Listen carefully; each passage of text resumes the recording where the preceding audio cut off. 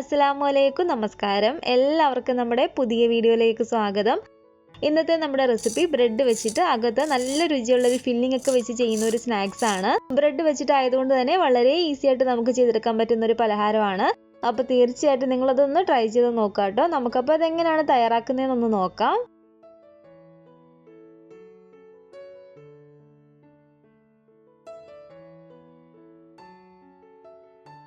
അതിന് വേണ്ടിയിട്ട് ഞാനിപ്പോൾ ഇവിടെ ഒരു 200 ഗ്രാമോളം ചിക്കനെ നന്നായിട്ട് കഴുകി നല്ലപോലെ ക്ലീൻ ചെയ്തെടുത്ത് വെച്ചിട്ടുണ്ട്.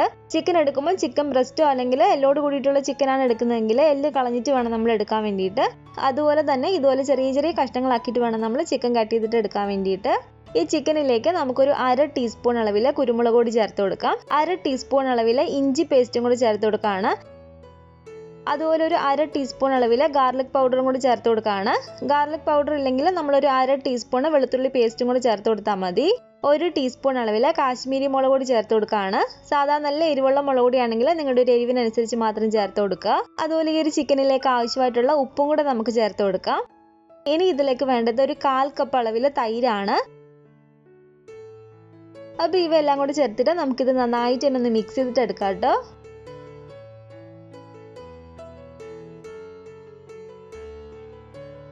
നല്ല പോലെ തന്നെ ഞാൻ ഇവയെല്ലാം കൂടി ചേർത്തൊന്ന് മിക്സ് ചെയ്തെടുത്തിട്ടുണ്ട്. ഇത് നമുക്കൊരു 5 അല്ലെങ്കിൽ ഒരു 10 മിനിറ്റ് നേരത്തേക്കൊന്ന് റെസ്റ്റ് ചെയ്യാൻ വേണ്ടിയിട്ട് വെക്കാം. ഇനി ഈ ഒരു പാനിലേക്ക് ഒരു 2-3 ടേബിൾ സ്പൂണോളം ഓയിൽ നമുക്ക് ഒഴിച്ചു കൊടുക്കാം. ഓയിൽ ഞാനിപ്പോൾ ഇവിടെ സൺഫ്ലവർ ഓയിലാണ് ഒഴിച്ചു കൊടുത്തിരിക്കുന്നത്. നിങ്ങൾ ഏത് ഓയിലാണ് കുക്കിങ്ങിന് എടുക്കുന്നത് ആ ഓയിൽ നമുക്ക് ചേർത്ത് കൊടുക്കാവുന്നതാണ്. ഓയിൽ ഒന്ന് ചൂടായി വരുമ്പോഴത്തേക്കും നമ്മളൊരു 10 മിനിറ്റോളം ഒന്ന് റെസ്റ്റ് ചെയ്യാൻ വെച്ചിരുന്ന ഈ ഒരു ചിക്കൻ എല്ലാം കൂടി ഇതിലേക്ക് ഇട്ട് കൊടുക്കാം. എന്നിട്ട് നന്നായിട്ട് തന്നെ നമുക്കിതൊന്ന് ഫ്രൈ ചെയ്തിട്ട് എടുക്കണം.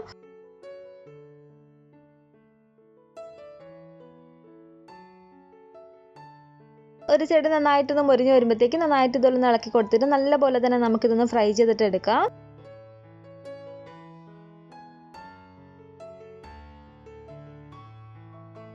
ഈ ചിക്കൻ ഇവിടെ നമുക്ക് നല്ല പോലെ തന്നെ ഫ്രൈ ആയിട്ട് കിട്ടിയിട്ടുണ്ട്.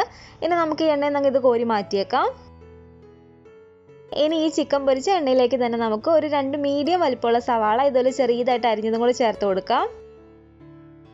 സവാളയൊന്ന് പെട്ടെന്ന് വഴണ്ടി കിട്ടാൻ വേണ്ടിയിട്ട് കുറച്ച് ഉപ്പും കൂടെ ഞാൻ ചേർത്ത് കൊടുക്കുകയാണ്. ഇനി നമുക്ക് ഈ സവാള നന്നായിട്ട് തന്നെ ഇളക്കി കൊടുത്തിരുന്ന് വഴറ്റിയിട്ട് എടുക്കാം. അപ്പോൾ സവാളയാണെങ്കിൽ അത്യാവശ്യം നമുക്കൊന്ന് വഴണ്ടി കിട്ടിയിട്ടുണ്ട്. ഇതിലേക്ക് ഞാനൊരു 1/2 ടീസ്പൂൺ അളവിൽ ചിക്കൻ മസാല ചേർത്ത് കൊടുക്കുകയാണ്. അതുപോലെ തന്നെ ഒരു 1/4 ടീസ്പൂൺ മഞ്ഞൾപ്പൊടിയും കൂടി ചേർത്ത് കൊടുത്തിട്ട് നമുക്കിത് നന്നായിട്ട് ഒന്ന് ഇളക്കി കൊടുക്കാം.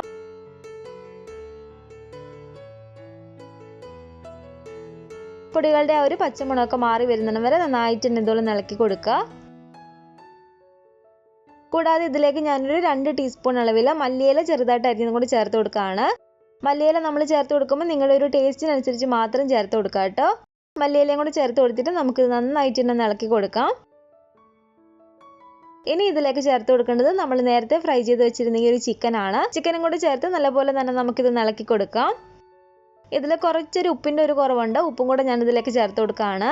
ചിക്കനും കൂടി ചേർത്ത് കൊടുത്തതിന് ശേഷം ഒരു 3-4 മിനിറ്റോളം ചെറിയ തീയിലിട്ടിട്ട് നന്നായിട്ട് തന്നെ നമ്മളിത് ഇളക്കി കൊടുക്കണം. അപ്പോൾ ഇതിവിടെ റെഡി ആയിട്ടുണ്ട്. ഇനി നമുക്ക് ഫ്ലെയിം ഓഫ് ചെയ്ത് കൊടുത്തതിന് ശേഷം ഇത് വേറൊരു പാത്രത്തിലേക്ക് മാറ്റി കൊടുക്കാം.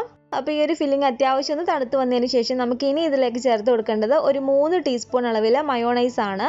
ചൂട് നന്നായിട്ട് പോയതിന് ശേഷം മാത്രം നമ്മൾ മയോണൈസ് ചേർത്ത് കൊടുക്കുക. മയോണൈസ് നമ്മൾ ചേർത്ത് കൊടുക്കുന്നത് ഒഴിവാക്കാതിരിക്കുക കേട്ടോ. ഈ ഒരു മയോണൈസും കൂടി ചേർത്ത് കൊടുക്കുമ്പോഴാണ് ഈ ഒരു ഫില്ലിങ്ങിന് നല്ലൊരു ടേസ്റ്റ് നമുക്ക് കിട്ടുക. അതുപോലെ തന്നെ നമ്മൾ ഈ ഒരു ഫില്ലിങ് തയ്യാറാക്കുന്ന സമയത്ത് ആദ്യം കുറച്ച് മാത്രം ഉപ്പിട്ട് കൊടുക്കുക കേട്ടോ. കാരണം നമ്മൾ മയോണൈസും കൂടി ചേർത്ത് കൊടുക്കുമ്പോൾ ചിലപ്പോൾ ഉപ്പ് കൂടി പോവും. മയോണൈസും കൂടി ചേർത്ത് കൊടുത്തതിന് ശേഷം നല്ല പോലെ തന്നെ ഞാനിതൊന്ന് മിക്സ് ചെയ്തെടുത്തിട്ടുണ്ട്. അപ്പം നമ്മുടെ നല്ല ടേസ്റ്റി ആയിട്ടുള്ള ഫില്ലിങ് ഇവിടെ റെഡി ആയിട്ടുണ്ട്. ഇനി ഇതിലേക്ക് വേണ്ടത് ഒരു 8 സ്ലൈസ് ബ്രെഡാണ്. ഈ ബ്രെഡിൻ്റെയും മൊരിഞ്ഞിട്ടുള്ള ഈ ഒരു വശമൊക്കെ നമുക്കൊന്ന് കട്ട് ചെയ്ത് മാറ്റണം. അപ്പോൾ ഈ മൊരിഞ്ഞിട്ടുള്ള ഈ ഒരു 4 സൈഡും കൂടെ നമുക്കൊന്ന് കട്ട് ചെയ്ത് മാറ്റാം. ഈ കട്ട് ചെയ്ത് മാറ്റുന്ന ഈ ഒരു വശം നമുക്ക് ഈ ഒരു സ്നാക്സ് ഉണ്ടാക്കാൻ വേണ്ടിയിട്ട് ആവശ്യമാണ്. അപ്പോൾ അതൊന്നും എടുത്ത് മാറ്റി വെക്കുക. പിന്നെ നമ്മളൊരു പ്രത്യേക കാര്യം ശ്രദ്ധിക്കേണ്ടത് ഈ ഒരു സ്നാക്സ് ഉണ്ടാക്കാൻ വേണ്ടിയിട്ട് നമ്മൾ ബ്രെഡ് എടുക്കുമ്പം ഇതുപോലെ നല്ല സോഫ്റ്റ് ആയിട്ടുള്ള ബ്രെഡ് വേണം നമ്മൾ എടുക്കാൻ വേണ്ടിയിട്ട്. ചില ബ്രെഡുകളൊക്കെ നമ്മൾ കയ്യിലെടുക്കുമ്പോൾ തന്നെ ഇങ്ങനെ പൊടിഞ്ഞു പോകുന്ന ബ്രെഡുകളുണ്ട്. ആ ഒരു ടൈപ്പ് ബ്രെഡ് നമ്മൾ ഈ ഒരു റെസിപ്പിക്ക് വേണ്ടിയിട്ട് എടുക്കരുത്. അപ്പോൾ ഈ ഒരു 4 സൈഡ് ഇതുപോലെ ഒന്ന് കട്ട് ചെയ്തെടുത്തിട്ടുണ്ട്. ഇനി നമുക്ക് ഇതുപോലെ ഒന്ന് പരത്തി കൊടുക്കാം. അപ്പോൾ ഇതുപോലെ അത്യാവശ്യം നമ്മൾ നന്നായിട്ട് കനം കുറഞ്ഞൊന്ന് പരത്തിയിട്ടെടുക്കുക. ഇതുപോലെ നല്ല സോഫ്റ്റ് ആയിട്ടുള്ള ബ്രെഡ് നമ്മൾ എടുക്കുകയാണെങ്കിൽ പരത്തുന്ന സമയത്ത് പൊട്ടിയൊന്നും പോകത്തില്ല കേട്ടോ.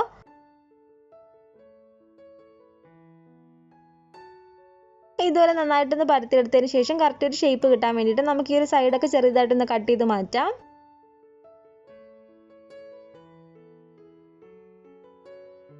ഇനി ഈ ഒരു ബ്രെഡിന്റെ ഈ ഒരു സൈഡിൽ നിന്ന് ചെറിയതായിട്ട് ഇതുപോലെ ഒന്ന് മടക്കി കൊണ്ടുവന്നിട്ട് നമുക്കിതൊരു കോൺ ഷേപ്പിലാക്കിയിട്ട് എടുക്കണം.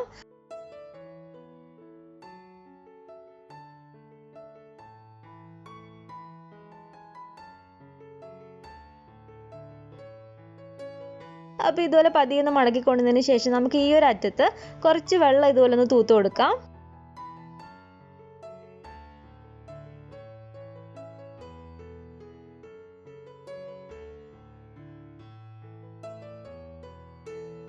അതിനുശേഷം ഇതുപോലെ ഇതിൻ്റെ അകത്തോട് തന്നെ ഒന്ന് പ്രസ് ചെയ്തിട്ട് നന്നായിട്ട് ഇതൊന്ന് ഒട്ടിച്ചു കൊടുക്കുക.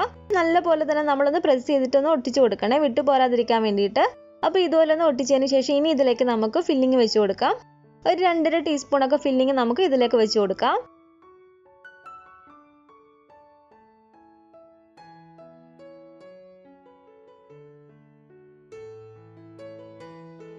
ഫില്ലിങ് ഇതുപോലെ വെച്ച് കൊടുത്തതിന് ശേഷം ഈ ഒരു അറ്റത്ത് നമുക്ക് കുറച്ച് വെള്ളം ഇതുപോലെ ആക്കി കൊടുക്കാം. എന്നിട്ട് ഇതുപോലെ ഒന്ന് മടക്കി കൊണ്ടുവന്നിട്ട് ഈ മോൾ വശം കൂടെ നമുക്ക് ഇതുപോലെ ഒന്ന് ഒട്ടിച്ചു കൊടുക്കാം.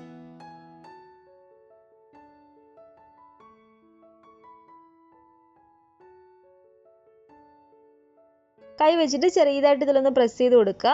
അപ്പോൾ ഇതിവിടെ റെഡി ആയിട്ടുണ്ട്. ഇതുപോലെ തന്നെ നമുക്ക് ബാക്കിയുള്ള ബ്രെഡിനകത്തും കൂടെ ഈ ഒരു ഫില്ലിങ് വെച്ച് കൊടുക്കാം. അപ്പോൾ ഈ ഒരു ബ്രെഡ് എല്ലാം തന്നെ ഞാനൊരു കോൺ ആകൃതിയിലാക്കിയിട്ട് ഇതിനകത്ത് ഫില്ലിങ് വെച്ച് കൊടുത്തിട്ടുണ്ട്. ഇനി നമ്മുടെ ഒരു മിക്സിയുടെ ചെറിയ ജാർ എടുത്തിട്ട് ഇതിലേക്ക് നമ്മൾ നേരത്തെ കട്ട് ചെയ്ത് വെച്ചിരിക്കുന്ന ഒരു ബ്രെഡിൻ്റെ ഒരു സൈഡ് വശം എല്ലാം കൂടെ ഈ ഒരു മിക്സിയുടെ ജാറിലേക്ക് ഇട്ട് കൊടുക്കാം. എന്നിട്ട് നമുക്ക് ഇവയെല്ലാം കൂടെ ഒന്ന് പൊടിച്ചെടുത്തിട്ട് വരാം.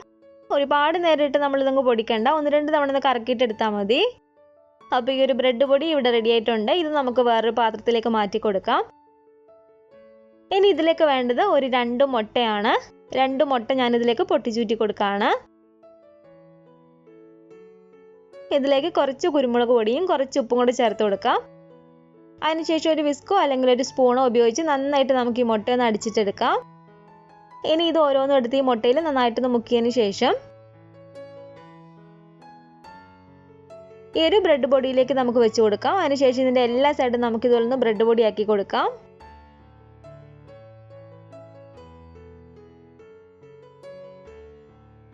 അപ്പോൾ ഇത് കണ്ടില്ലേ, ഇതുപോലെ തന്നെ ബാക്കിയുള്ളതിൽ നമുക്ക് ഈ മുട്ടയിലൊന്ന് മുക്കിയിട്ട് എല്ലാത്തിലൊന്ന് ബ്രെഡ് പൊടിയാക്കി കൊടുക്കാം. അപ്പോൾ ഇതിലെല്ലാം തന്നെ ഞാൻ മുട്ടയിലൊന്ന് മുക്കി ഒരു ബ്രെഡ് പൊടിയാക്കി ഇവിടെ കൊടുത്തിട്ടുണ്ട്. ബ്രെഡ് വെച്ചിട്ട് നമ്മൾ ഇതുപോലെയുള്ള സ്നാക്സുകൾ ചെയ്യുമ്പോൾ ബ്രെഡ് കൊണ്ടുള്ള മുമ്പത്തെ റെസിപ്പികളിൽ ഞാൻ പറഞ്ഞിട്ടുണ്ട്, നമ്മളൊരു 20 അല്ലെങ്കിൽ ഒരു അരമണിക്കൂർ നേരത്തേക്ക് ഇതൊന്ന് ഫ്രീസറിൽ വെച്ചിട്ട് പൊരിക്കുകയാണെങ്കിൽ ഒട്ടും തന്നെ ഇതിൽ എണ്ണ കുടിക്കാതെ നമുക്ക് കിട്ടും. അപ്പോൾ ഇതൊരു അരമണിക്കൂറോളം ഞാൻ ഫ്രീസറിലേക്ക് എടുത്ത് വെക്കുകയാണ്. അപ്പോൾ ഇതൊരു അരമണിക്കൂറോളം ഞാൻ ഫ്രീസറിൽ വെച്ചിട്ട് എടുത്തതാണ്. ഇതിനെ നമുക്ക് എണ്ണയിലേക്ക് ഇട്ട് കൊടുത്തിട്ട് ഒന്ന് ഫ്രൈ ചെയ്തിട്ട് എടുത്താൽ മതി. അത്യാവശ്യം ഒന്ന് ചൂടായിട്ട് കിടക്കുന്ന എണ്ണയിലേക്ക് തന്നെ വേണം നമ്മൾ ഇതിട്ട് കൊടുക്കാൻ വേണ്ടിയിട്ട്. ഇട്ട് കൊടുക്കുന്ന സമയത്ത് മീഡിയം ഫ്ലെയിമിൽ നിന്ന് തീ ഒന്ന് കുറച്ച് വെച്ച് കൊടുക്കുക. ഒരുപാട് തീ കുറച്ചും വെക്കണ്ട, ഒരുപാട് തീ കൂട്ടിയിടരുത്. ബ്രെഡ് ആയതുകൊണ്ട് തന്നെ നമ്മൾ ഒരുപാടങ്ങ് തീ കൂട്ടിയിട്ടാൽ പെട്ടെന്ന് അതങ്ങ് കരിഞ്ഞു പോവും. അപ്പോൾ ഒരു സൈഡ് അത്യാവശ്യം നന്നായിട്ടൊന്ന് മൊരിഞ്ഞ് വന്നതിന് ശേഷം നമുക്ക് ഈ ഒരു സൈഡും കൂടെ മറിച്ചിട്ട് കൊടുക്കാം. തിരിച്ചും മറിച്ചിട്ട് കൊടുത്തൊരു ഗോൾഡൻ കളറായി വരുമ്പോഴത്തേക്കും നമുക്കിതങ്ങ് എടുക്കാവുന്നതാണ്. അപ്പോൾ ഇതിവിടെ ഫ്രൈ ആയിട്ട് കിട്ടിയിട്ടുണ്ട്. നമുക്കിനി ഇത് എണ്ണ നമുക്ക് കോരി മാറ്റിയേക്കാം. ഇതുപോലെ തന്നെ നമുക്ക് ബാക്കിയുള്ളതും കൂടെ എണ്ണയിലേക്ക് ഇട്ട് കൊടുത്തിട്ടൊന്ന് ഫ്രൈ ചെയ്തിട്ട് എടുക്കാം. അപ്പോൾ ഇതെല്ലാം തന്നെ ഞാനിവിടെ ഫ്രൈ ചെയ്തെടുത്തിട്ടുണ്ട്. ഇത് കണ്ടില്ലേ, ഇതിൻ്റെ പുറമേ നല്ല ക്രിസ്പിയാണ്. നമ്മൾ കുറച്ച് നേരം ഇത് ഫ്രീസറിനകത്ത് വെച്ചിരുന്നതുകൊണ്ട് തന്നെ ഇതൊട്ടും തന്നെ ഓയിലും കുടിച്ചിട്ടില്ല. അകത്തുള്ള ഒരു ഫില്ലിങ്ങിന് നല്ല ടേസ്റ്റാണ് കേട്ടോ. അപ്പോൾ തീർച്ചയായിട്ടും നിങ്ങളിതൊന്ന് ട്രൈ ചെയ്ത് നോക്കുക. ഉണ്ടാക്കി നോക്കിയിട്ട് നിങ്ങളുടെ അഭിപ്രായങ്ങളൊക്കെ തന്നെ അറിയിക്കുക. പിന്നെ നമ്മുടെ ഒരു വീഡിയോ നിങ്ങൾക്ക് ഇഷ്ടപ്പെട്ടെങ്കിൽ ലൈക്ക് ചെയ്യുക, കമൻറ്റ് ചെയ്യുക. നിങ്ങളുടെ ഫാമിലിയും ഫ്രണ്ട്സൊക്കെ ആയിട്ട് വീഡിയോ ഒന്ന് ഷെയർ ചെയ്ത് കൊടുക്കുക. ആദ്യമായിട്ട് നമ്മുടെ ചാനൽ ആരെങ്കിലും കാണുന്നുണ്ടെങ്കിൽ താഴെ കാണുന്ന റെഡ് സബ്സ്ക്രൈബ് ബട്ടണും കൂടെ ഒന്ന് പ്രസ് ചെയ്ത് സപ്പോർട്ട് ചെയ്യണേ. കൂട്ടത്തിൽ ആ കാണുന്ന ബെൽ ഐക്കണും കൂടെ ഒന്ന് ക്ലിക്ക് ചെയ്ത് ഓൾ എന്ന ഓപ്ഷൻ തന്നെ കൊടുക്കുകയാണെങ്കിൽ ഞാൻ പുതിയ റെസിപ്പികളൊക്കെ ഇടുമ്പോൾ നിങ്ങൾക്ക് അതിൻ്റെ നോട്ടിഫിക്കേഷൻ കിട്ടുന്നതായിരിക്കും. ഇൻഷാല്ലാ വീണ്ടും നമുക്ക് നല്ലൊരു റെസിപ്പി ആയിട്ട് കാണാം.